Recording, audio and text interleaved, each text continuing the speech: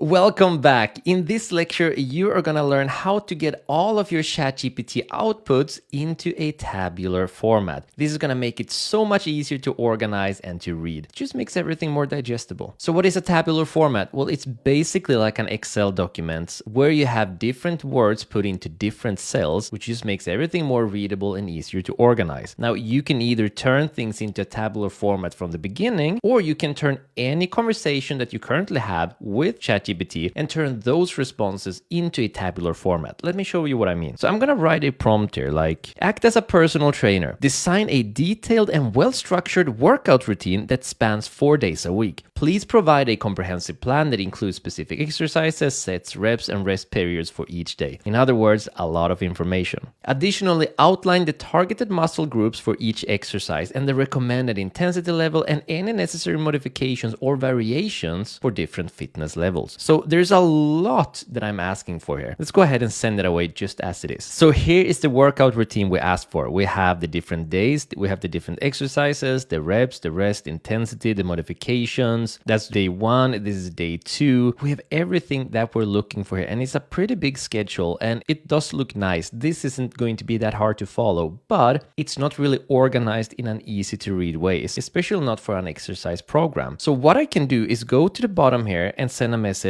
and just use the words, turn it into a tabular format, and send that away and check out this magic. And here it is, and check this out. How much easier to read is this? We get everything day 1 in a separate tabular format. We get day 2 in a separate tabular format, day 3 and day 4. Now this is so much easier to use because now we're getting the nice overview and we're getting all of the benefits of organization from an Excel document, but we're still in a conversation with ChatGPT. So we still have the ability to move over here and just copy everything and paste it in, and suddenly we have an amazingly organized workout program. Now let's use a different example. So let's say that you just want to get a better organization over your budget. So all you need to do is tell ChatGPT what your budget actually is, then write up all of the expenses, and then you can ask ChatGPT to organize it in a tabular format. I'm going to provide an example here, so check this out. Given a monthly budget of $3,000, organize the following expenses in a tabular format, starting with the highest expense. And then we have the rent, utilities, internet, entertainment, saving,